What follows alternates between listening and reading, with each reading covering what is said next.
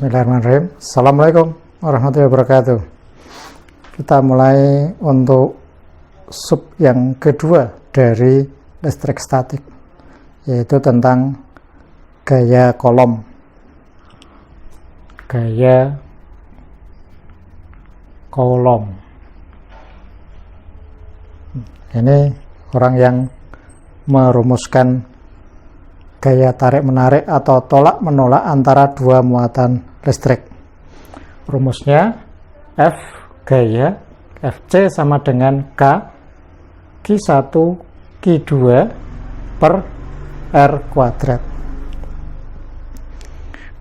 F itu gaya listrik, F sama dengan gaya listrik,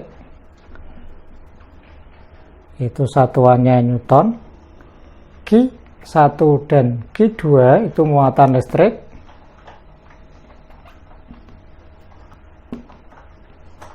satuannya kolom.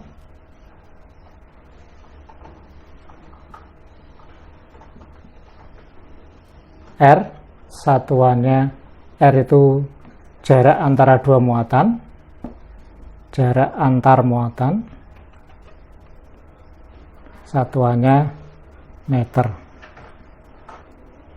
R kuadrat, terus kemudian K itu tetapan kolom, nilainya 9 kali 10 pangkat 9, satuannya adalah Newton meter kuadrat per kolom kuadrat. Ini rumus gaya kolom. Fc sama dengan K Q1 Q2 per R kuadrat. Fc berbanding lurus dengan Q1 dan Q2 muatan masing-masing dan berbanding terbalik dengan kuadrat jarak kedua muatan. Bagaimana cara menghafalkannya biar lebih cepat masuk? Bagaimana? Ini contoh menghubungkan dengan yang di luar kita agar kita lebih cepat hafal. Gaya kolom, kita ganti namanya dengan gaya cinta. Gaya tarik-menarik atau tolak-menolak cinta itu berbanding terbalik dengan kuadrat jarak keduanya. Itu artinya kalau jarak kedua benda membesar, gaya tariknya mengecil.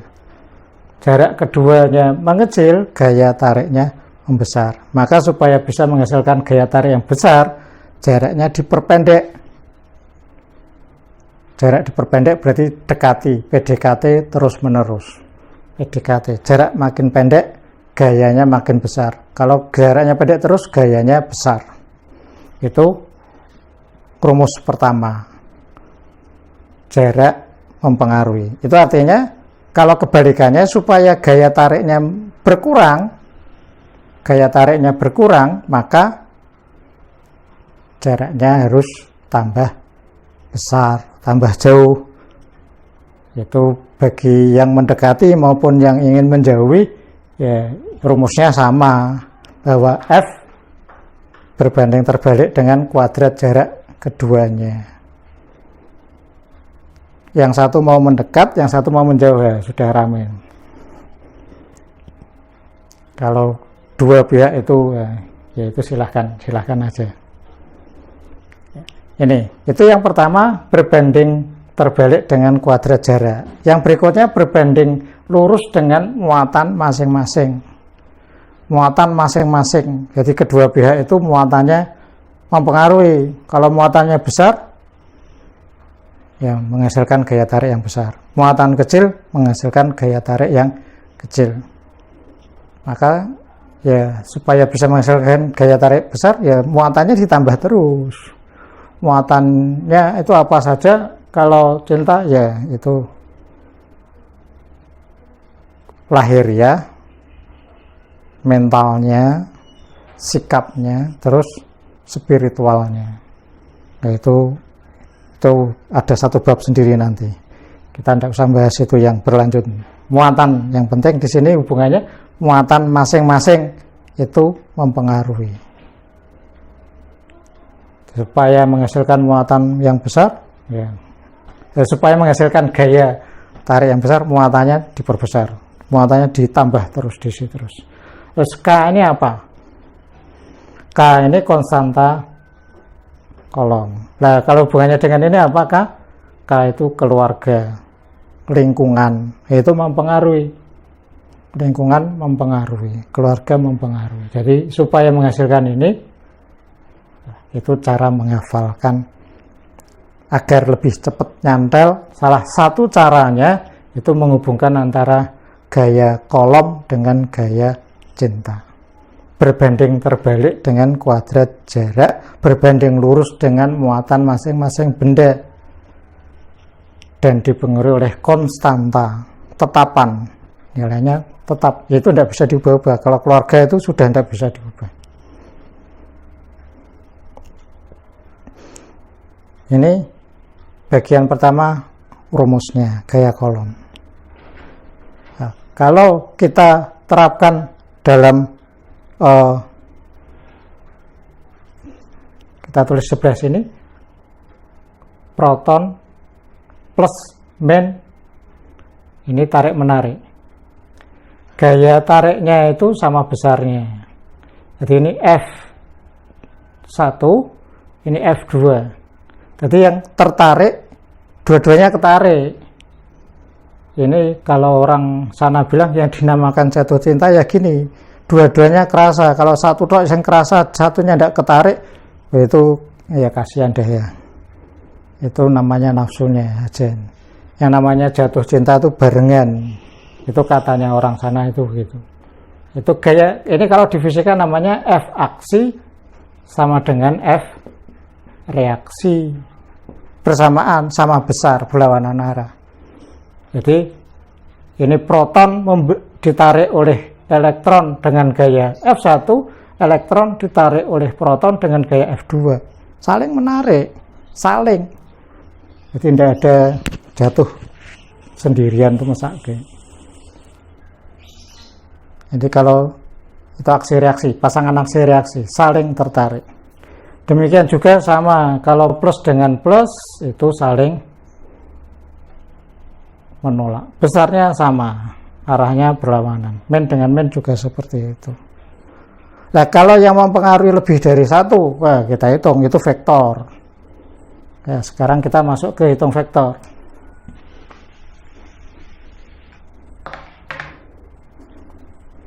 Kita masuk ke hitung vektor. Kalau 1 plus 1 main, terus tambah lagi, saya taruh misalnya main di sini. Ini jadi 3. Ini saya sebut 1, sebut 2, sebut 3.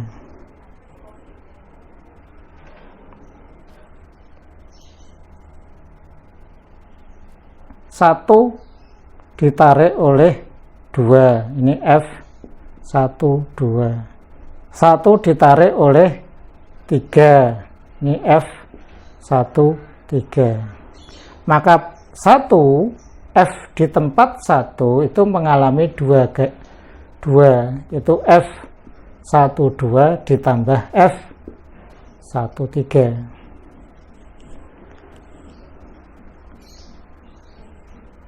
Dua ditarik oleh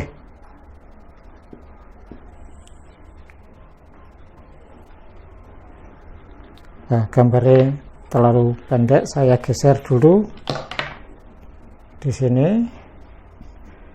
Ini 2, ini F2 ke 1, terus ini oleh karena main dengan main dia juga ditolak sekarang, F2 dan 3. Di tempat ini, F di tempat 2 itu mengalami F21 ditambah F23 yang arahnya sama. Nah, sekarang yang ketiga ini, oleh 1 ditarik F3, 1, tapi oleh 2 dia ditolak Tidak bagus.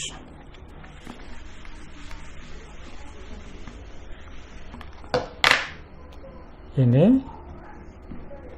ditarik,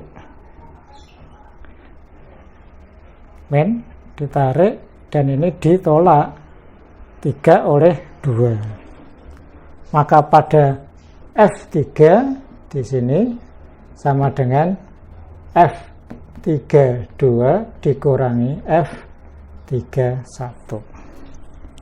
Ini kalau yang mempengaruhi lebih dari 1, dihitung secara vektor.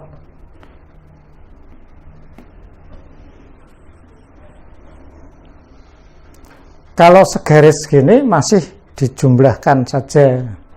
Kalau berbentuk segitiga, ya dihitung seperti segitiga.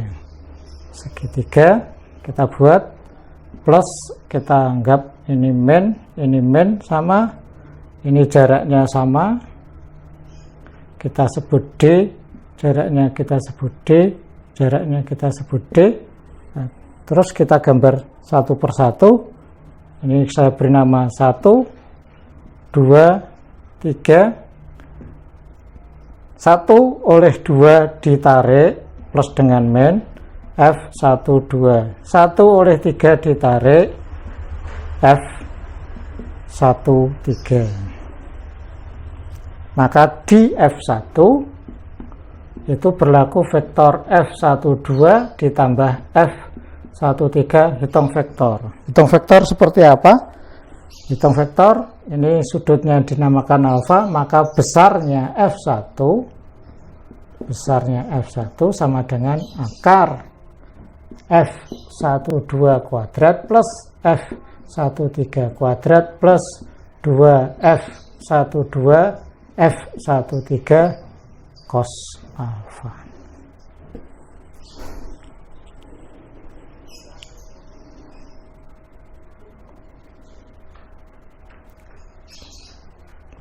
Segitiga. Ini contohnya sampai di sini. Teorinya untuk gaya kolom ya kita akhiri sampai di sini. Terima kasih sudah memperhatikan. Jangan lupa like dan subscribe. Assalamualaikum warahmatullahi wabarakatuh.